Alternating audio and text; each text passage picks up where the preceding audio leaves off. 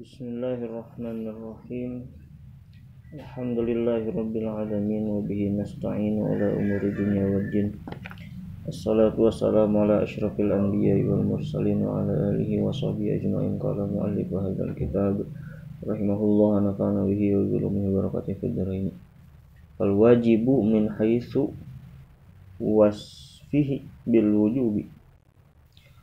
Melanjutkan penjelasan Al-Waraqat mengenai usul fikih, kitab Al-Waraqat halaman ke-17 mengenai hukum wajib.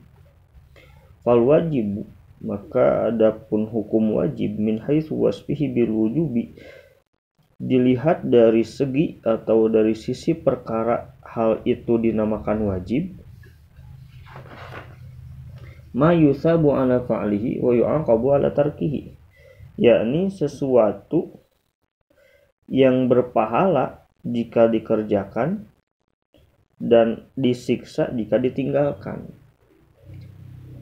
Wa yakfi fi sidqil iqabi wujuduhu liwahidin minal usati. Pengertian iqab di sana, menyiksa, itu dianggap cukup bila dilaksanakan pada satu orang dari minal usati, dari orang-orang yang bermaksiat, dari pelaku-pelaku maksiat.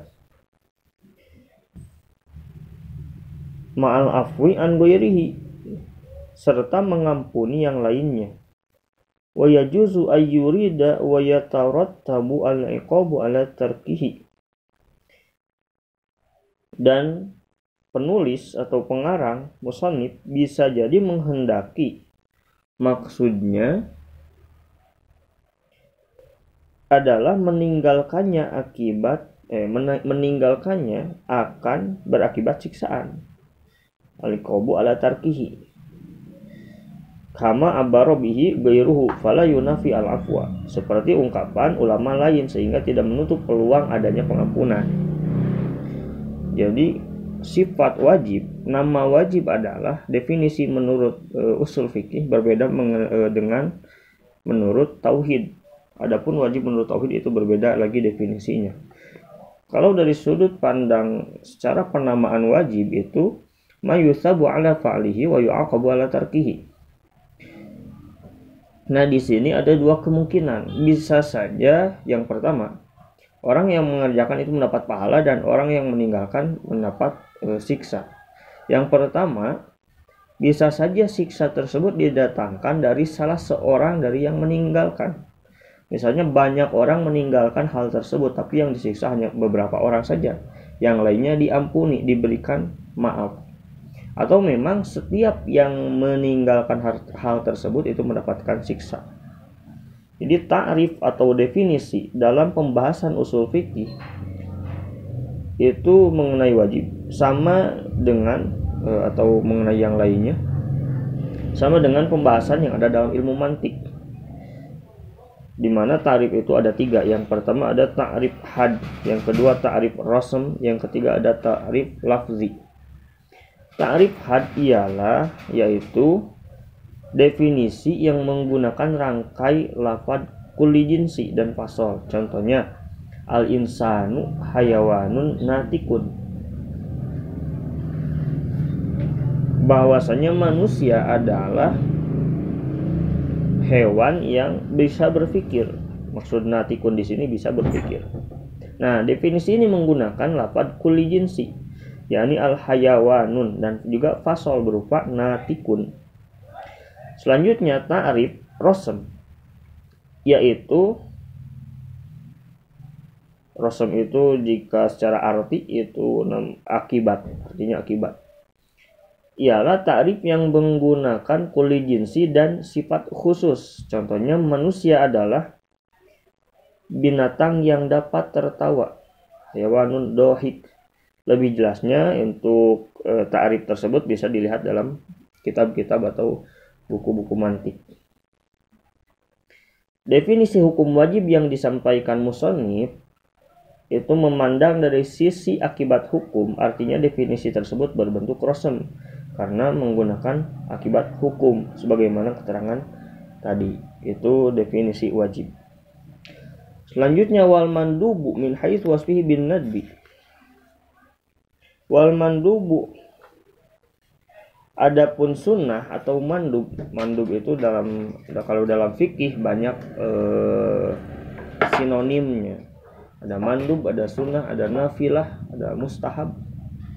Nah, min haitsu wasfihi bin nadbi, dilihat dari sisi perkara itu dinamakan mandub, yaitu ma yusabu ala fa'lihi wa la yu'aqabu ala tarkihi.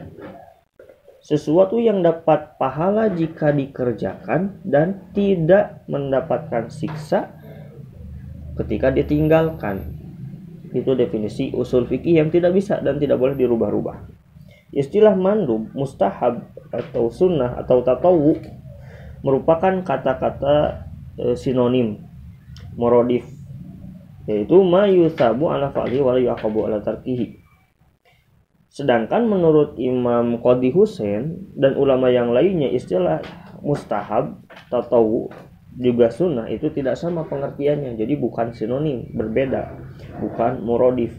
Karena setiap tadi, entah itu mustahab, tatawu, sunnah ataupun mandub, memiliki definisi masing-masing.